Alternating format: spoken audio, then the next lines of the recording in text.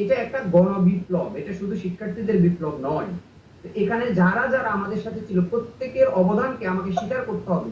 গত 15 বছরে এই সরকার একদলীয় শাসন ব্যবস্থা কায়েম করেছে, যতগুলো রাজনৈতিক দল তার বিরুদ্ধে আন্দোলন করেছে, প্রত্যেককে আমরা এই আন্দোলনের অংশীদার মনে করি। এটা আমাদের একক কোনো আন্দোলন নয়, বৈষম্য বিরোধীদের একক কোনো আন্দোলন নয়, এটা আমি আপনাকে দায়িত্ব নিয়ে বলছি। জি দেখেন সাগর ভাই, আসলে আপনার যে বিশ্লেষণটা বা যে প্রশ্ন করার মাধ্যমে কিন্তু অনেকগুলো উত্তর চলে এসেছে। এক কথায় যদি আমরা এই আন্দোলনটাকে ধরে নিই, অর্থাৎ 2024 সালে আমরা যে বৈষম্য বিরোধী আন্দোলন, কোটা বিরোধী আন্দোলন যেটা বলেন, যে আন্দোলন আমরা করেছি, সেই আন্দোলনের সূত্রপাত কিন্তু অনেক আগে।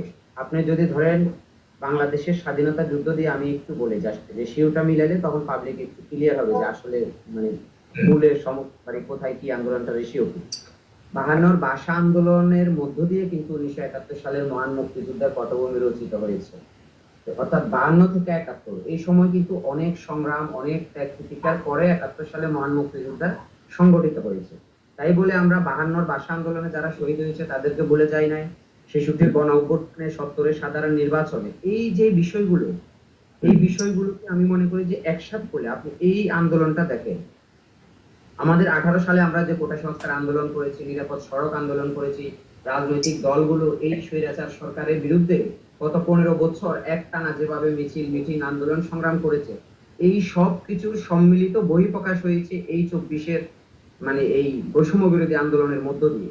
এটা একদিনের একটা গণ অভ্যুত্থানের পটভূমি, একদিনে কখনো পৃথিবীর ইতিহাসে, শুধু আমি বাংলাদেশ বলবো না, আমি চ্যালেঞ্জ করে বললাম, পৃথিবীর ইতিহাসে কোনো গণ অভ্যুত্থানের পটভূমি একদিনে রচিত হয়নি সাগর।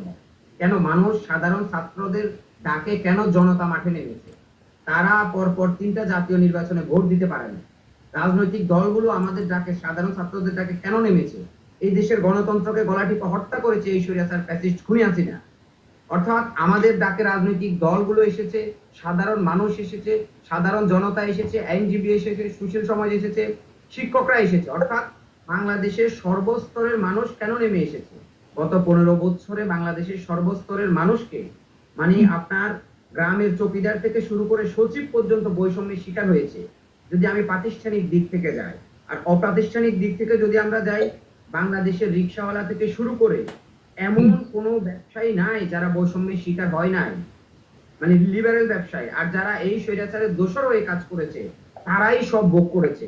মানে পাকিস্তান এই 1900 মানে যদি আপনি ধরেন 47 থেকে 71 পর্যন্ত বাংলাদেশের অর্থনৈতিক হিসাব যদি আপনি দেখেন, বাংলাদেশের রাজনৈতিক হিসাব যদি আপনি দেখেন, প্রতিটা জায়গায় যেরকম মানুষ, পূর্ব পাকিস্তানের মানুষ বৈষম্যের শিকার হয়েছে, ঠিক গত 15 বছরে এই স্বৈরাচার সরকার পশ্চিম পাকিস্তানের ভূমিকা পালন করেছে, যার কারণে ডে বাই ডে মানুষের চাপা ক্ষোভ মানে একটু একটু করে ইনক্রিজ হয়েছে। আর সেটার বিস্ফোরণটা হয়েছে এই বৈষম্য বিরোধী আন্দোলনের মধ্য দিয়ে। তা আমরা বলবো এই আন্দোলনটা মানে একদিনের আন্দোলন না। এই আন্দোলনের মধ্য দিয়ে আমরা গত 15 বছরে গণতন্ত্রকামী প্রত্যেকটা মুভমেন্টকে আমরা মূল্যায়ন করব। প্রত্যেকটা যতগুলো আন্দোলন হয়েছে, প্রত্যেকটা আন্দোলন আমাদের এই আন্দোলনের ভিত্তি ছিল। এই পরপর 3টা জাতীয় নির্বাচন না করার কারণে সাধারণ মানুষের ভোটাধিকার যখন হরণ করেছে, তখন মানুষ রাস্তায় নেমেছে। যারা ভোট দিতে পারে নাই তারা নেমেছে। যখন শিক্ষকদেরকে বিনা বিচারে চাকরি থেকে বের করে দেওয়া হয়েছে, সেই শিক্ষকরা এসেছে। যখন কোর্টে দলীয়করণ করা হয়েছে, তখন আইনজীবীরা আমাদের সাথে সাপোর্ট দিয়েছে। এক্স সেনা অফিসাররা, মানে রাওয়া ক্লাব যেভাবে আমাদেরকে, আপনি দেখেছেন যে লাস্টে আন্দোলনের সময়, লাস্ট বাংলাদেশের ইতিহাসে এই প্রথম, তারাও আমাদেরকে সাপোর্ট দিয়েছে। পুলিশের একটা অংশ সাপোর্ট দিয়েছে, মানে যারা রিটায়ার্ড। প্রত্যেকটা জায়গা থেকে মানুষ কেন সাপোর্ট দিয়েছে?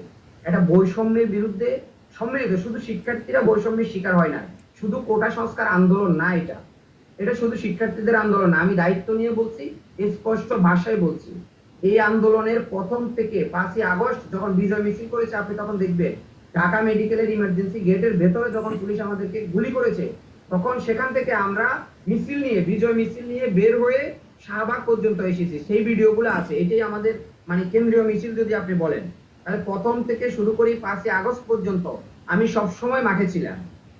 আমি শুধু এটাই বলবো যে দেখুন, এই যে আমাদের আন্দোলনটা ছাত্র আন্দোলন যদি এটা হতো, এটা কখনো গণ অভ্যুত্থান হতো না। এটা কেন গণ অভ্যুত্থান হয়েছে? ছাত্রদের সাথে যখন জনতা মিলে গেছে, ছাত্র জনতার গণ অভ্যুত্থান। আমার ভাষাটা স্পষ্ট আপনি বলবেন, যদিও বৈষম্য বিরোধী ছাত্র আন্দোলন বলা হয়, কিন্তু ল্যাঙ্গুয়েজটা হবে বৈষম্য বিরোধী ছাত্র জনতার আন্দোলন। এই জনতার মধ্যে রাজনৈতিক দল আছে, এই জনতার মধ্যে শিক্ষক সমাজ আছে, এই জনতার মধ্যে আইনজীবী সমাজ আছে, এই জনতার মধ্যে শিল্পী সমাজ আছে। অর্থাৎ প্রত্যেকের সম্মিলিত একটা প্রচেষ্টা। হয়তো এদেশে শুনেন, ভাষা আন্দোলন যখন হয়েছে তখন সাধারণ শিক্ষার্থীরা ডাক দিয়েছে। মুক্তিযুদ্ধের সময় আপনি দেখেন শিক্ষার্থীদের ভূমিকা প্রত্যেকটা গণতান্ত্রিক আন্দোলনে থাকবে। কিন্তু তাদের সাথে যারা আমাদের যারা দেশের সাধারণ দেশের মানুষ, বিশেষ করে আপনি যে দুইটা দলের কথা বলছেন, আমি দায়িত্ব নিয়ে বলছি, এই আন্দোলনে যদি বৈষম্য বিরোধী ছাত্রদের সাথে যদি আপনি ছাত্রদের পরে যদি ধরেন, তাহলে বিএনপি এবং জামাত অগ্রণী ভূমিকা পালন করেছে। প্রত্যেকটা ওয়ার্ডে ওয়ার্ডে তাদের নেতাকর্মীরা এই আন্দোলনে ছিল বিধায় এই আন্দোলন 5 তারিখে গণ অভ্যুত্থানটা হয়েছে। যদি জামাত এবং বিএনপি এই আন্দোলনে সহযোগিতা না করতো, এই আন্দোলনটা 5 তারিখে বিজয়টা হতো না অন্তত। এটা আমি আপনাকে দায়িত্ব নিয়ে বলছি, জেনে বলছি। সুতরাং ছাত্র জনতার যখন একটা সম্মিলিত বই প্রকাশ, আমি দেখেন যাত্রাবাড়িতে যে আন্দোলনটা হয়েছে, সবচেয়ে বেশি গণহত্যা হয়েছে যাত্রাবাড়িতে। সেখানে যে মানুষের যে ঢল নেমেছে তারা কারা? সাধারণ মানুষ। রামপুরে যদি আপনি দেখেন শিক্ষার্থীদের সাথে সাধারণ মানুষ, উত্তরায় যদি দেখেন শিক্ষার্থীদের সাথে, মানে আমার মানে বাসা থেকে মা বোনেরা পর্যন্ত নেমে এসেছে এই আন্দোলনে। এটা একটা গণবিপ্লব, এটা শুধু শিক্ষার্থীদের বিপ্লব নয়। এখানে যারা যারা আমাদের সাথে ছিল প্রত্যেকের অবদানকে আমাকে স্বীকার করতে হবে। গত 15 বছরে এই সরকার একদলীয় শাসন ব্যবস্থা কায়েম করেছে, যতগুলো রাজনৈতিক দল তার বিরুদ্ধে আন্দোলন করেছে, প্রত্যেককে আমরা এই আন্দোলনের অংশীদার মনে করি। এটা আমাদের একক কোনো আন্দোলন নয়, বৈষম্য বিরোধীদের একক কোনো আন্দোলন নয়, এটা আমি আপনাকে দায়িত্ব নিয়ে বলছি।